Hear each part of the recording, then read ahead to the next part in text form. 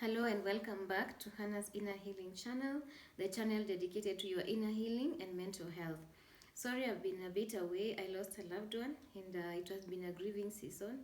It's not been easy for me and my family, but God has been faithful. So today we're going to talk about an interesting topic, and this topic is I'm actually literally maybe speaking about from my own life experience, and even we can see examples of Joseph and David and anyone else who was called. Again, my name is Hannah, and I have an MDiv in pastoral studies. I have a degree in sociology and politics, and I have a certificate in trauma counseling. So welcome to the program. So today I'm going to talk about chosen ones and what chosen ones go through. Does it mean to be chosen? To be chosen of God, it means that, there's a verse that says that many are called and few are chosen.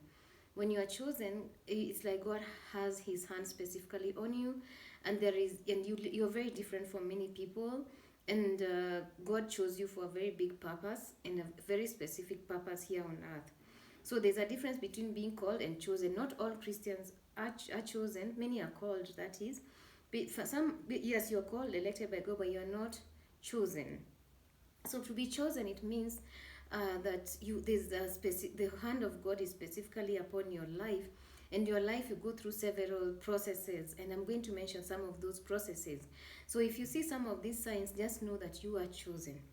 Okay, number one, when you're a chosen one of God, you will go through a lot of family dynamics that are narcissistic. Most people who are chosen have to go through narcissistic family dynamics, and you will meet many narcissists in your lifetime.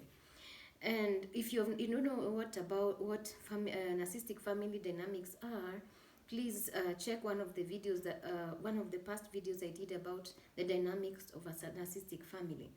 And most times, the chosen ones, you'll find that you are the scapegoat in these dynamics.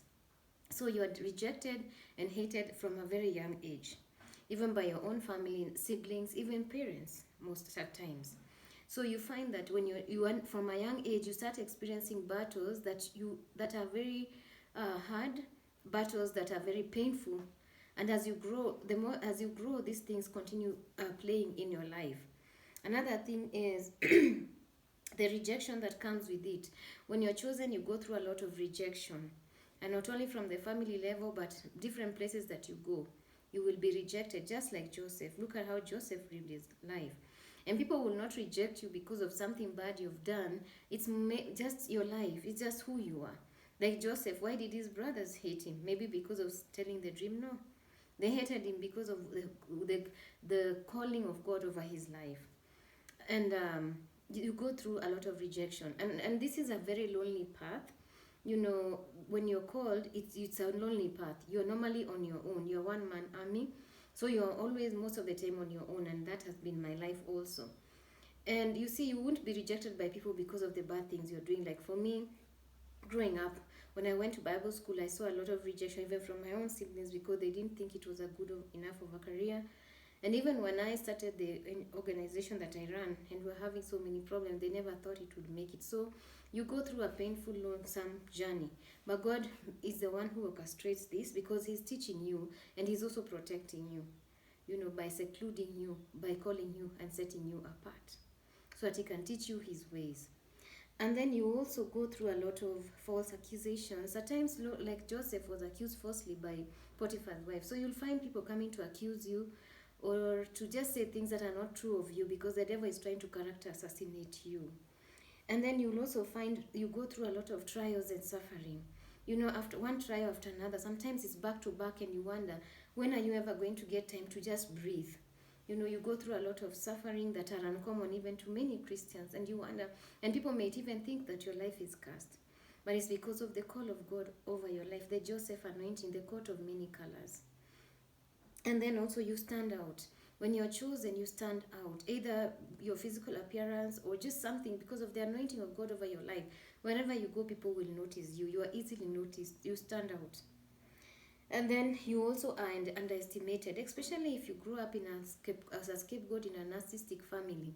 You are always underestimated. People they don't take you serious, or they don't take your ideas seriously, or they'll have a way they look down on you, or just, it might be just passive put downs or subtle put downs, here and there, or remarks about your life. And then you are a natural born leader, you have leadership with you, so you normally find yourself doing your own thing. Most of the time, chosen ones are not a 9 to 5 kinds of people, so they find themselves, they are self-employed, they're owners of their own industry, or they have something that they're doing on their own. And I've seen that in my life, where you're very independent. And also, because of the rejection and the pain you've gone through, you become very independent as a person. You don't you have your own ability to just stand out on your own and run on your own shoe. And then also, chosen ones become very strong and resilient because you will go through so many things alone by yourself. So you find that if most battles you fought those battles on your own without anyone assisting you. So then the other things also that as chosen one goes through. So after all that, after there's a period of time, God allows a chosen one to go through a lot of pain.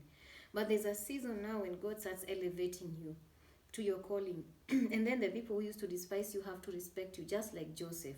So in this season, what I feel purposely is God is raising the Josephs. The people who have been through a strong wilderness, they have been through a lot. They have been rejected, castigated, talked about, mistreated. Those people, God is now elevating them because they have passed so many tests. And this journey also, because you're suffering a lot, the sufferings of Christ, you also, the anointing in your life keeps increasing with every test that you're passing. So I want to encourage those people who are feeling scapegoated, or they have gone through such the traits I've talked about. God remembers, and this is our season of remembrance. And God is going to start elevating you in your family, and then to the nations, wherever it is you're called, He will start elevating you. You have also gone through seasons where you didn't have resources and people were looking down on you. But now God will give you resources, abundance, because He'll give you double for trouble. And then another thing is that when you go through this and you allow God to take you through this suffering, you receive a lot of favor.